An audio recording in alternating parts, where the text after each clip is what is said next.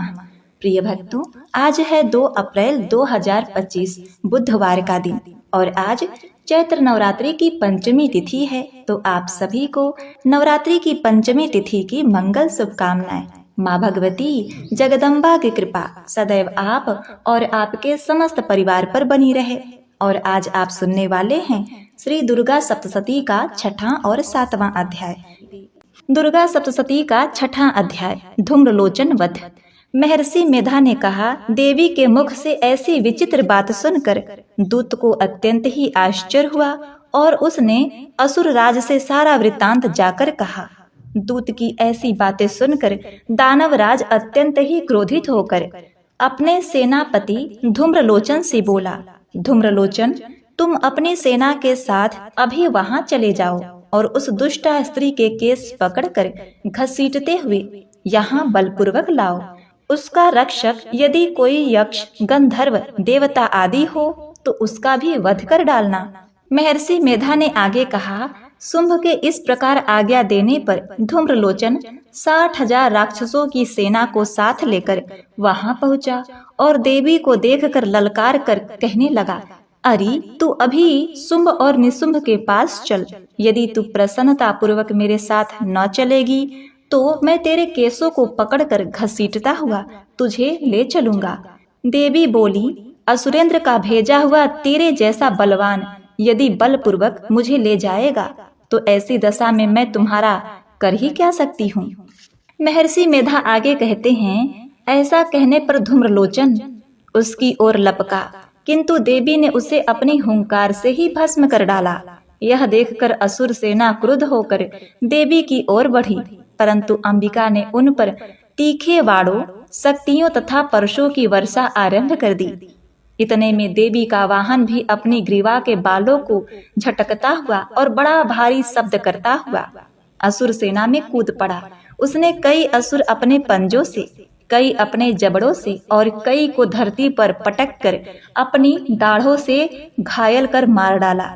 उसने कई असुरों के अपने नख से पेट फाड़ डाले और कई असुरों का तो केवल थप्पड़ मार मार कर सिर धड़ से अलग कर दिया। कई असुरों की भुजाएं और सिर तोड़ डाले और गर्दन के बालों को हिलाते हुए उसने कई असुरों को पकड़कर उनके पेट फाड़कर उनका रक्त पी डाला। इस प्रकार देवी के उस महाबलवान सिंह ने क्षण भर में असुर सेना को समाप्त कर दिया। शुंभ ने जब यह सुना कि देवी ने धूम्रलोचन असुर को मार डाला है और उनके सिंह ने सारी सेना का संहार कर डाला है, तब उसको बड़ा क्रोध आया। उसके मारे क्रोध के ओठ फड़कने लगे और उसने चंड तथा मुंड नामक महाअसुरों को आज्ञा दी कि हे चंड, हे मुंड, तुम अपने साथ एक बड़ी सेना लेकर वहां जाओ और उस देवी के बाल पकड़कर उसे बांधकर तुरंत यहाँ ले आओ। यदि उसको यहाँ लाने में किसी प्रकार का संदेह हो तो अपनी सेना सहित उससे लड़ते हुए उसको मार डालो और जब वह दुष्टा और उसका सिंह दोनों मारे जावें तब भी उसको बांधकर यहाँ ले आना। श्री दुर्गा सप्तशती का 6वां अध्याय समाप्त हुआ। अब सुनिए दुर्गा सप्तशती का 7वां अध्याय चंड और मुंड का वध। महर्षि मेधा ने कहा, दैत्यराज की आज्ञा पाकर चंड और मुंड चतुरंगिनी सेना को साथ लेकर हथियार उठाए हुए देवी से लड़ने के लिए चल दिए। हिमालय पर्वत पर पहुंचकर उन्होंने मुस्कुराती हुई देवी जो सिंह पर बैठी हुई थी देखा। जब असुर उनको पकड़ने के लिए तलवारें लेकर उनकी ओर बढ़े तब अंबिका को उन पर बड़ा क्रोध आया और मारे क्रोध के उनका मुख काला पड़ गया।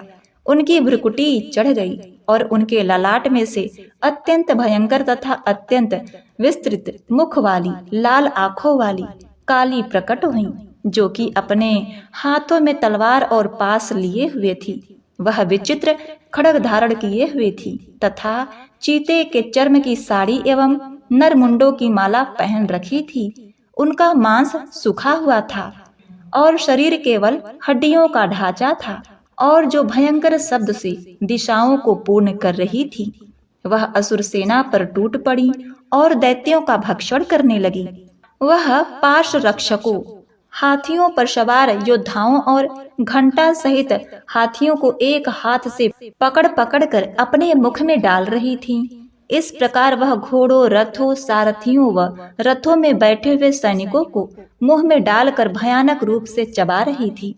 किसी के केस पकड़कर, किसी को पैरों से दबाकर और किसी दैत्य को छाती से मसल कर मार रही थी। वह दैत्य के छोड़े हुए बड़े बड़े अस्त्र शस्त्रों को मुंह में पकड़कर और क्रोध में भर उनको दांतों से पीस रही थी। उसने कई बड़े बड़े असुर भक्षण कर डाले, कितनों को रौंद डाला और कितने उनकी मार के मारे भाग गए। कितनों को उसने तलवार से मार डाला, कितनों को अपने दांतों से समाप्त कर दिया। और इस प्रकार से देवी ने क्षण भर में संपूर्ण दैत्य सेना को नष्ट कर दिया। यह देख महाप्रतापी चंड काली देवी की ओर लपका और मुंड ने भी देवी पर अपने भयानक बाणों की वर्षा आरंभ कर दी और अपने हजारों चक्र उन पर छोड़े। उस समय वह चमकते हुए बाण व चक्र देवी के मुख में प्रविष्ट हुए इस प्रकार दिख रहे थे, जैसे मानो बहुत से सूर्य मेघों की घटा में प्रविष्ट हो रहे हों। इसके पश्चात भयंकर शब्द के साथ काली ने अत्यंत जोश में भरकर विकट अट्टहास किया। उनका भयंकर मुख देखा नहीं जाता था। उनके मुख से श्वेत दांतों की पंक्ति चमक रही थी। फिर उसने तलवार हाथ में लेकर शब्द कहकर चंड के ऊपर आक्रमण किया और उसके केस पकड़कर उसका सिर काट कर अलग कर दिया। चंड को मरा हुआ देखकर मुंड देवी की ओर लपका, परंतु देवी ने क्रोध में भरे उसे भी अपनी तलवार से यमलोक पहुंचा दिया। चंड और मुंड को मरा हुआ देखकर उसकी बाकी बची हुई सेना वहां से भाग गई। इसके पश्चात काली चंड और मुंड के कटे हुए शिरों को लेकर चंडिका के पास गई और प्रचंड अट्टहास के साथ कहने लगी, हे देवी, चंड और मुंड दो महादैत्यों को मारकर तुम्हें भेंट कर दिया है। अब शुंभ और निशुंभ का तुमको स्वयं वध करना है। महर्षि मेधा ने कहा, वहां आए हुए चंड और मुंड के सिरों को देखकर कल्याणमयी चंडी ने काली से मधुर वाणी में कहा, हे देवी, तुम चूंकि चंड और मुंड को मेरे पास लेकर आई हो, अतः संसार में चामुंडा के नाम से तुम्हारी ख्याति होगी। तो प्रेम से बोलिए माता भगवती की जय। प्रिय भक्तों, यह दुर्गा सप्तशती का 7वां अध्याय समाप्त हुआ। इसके आगे का अध्याय आप कल की वीडियो में श्रवण करेंगे।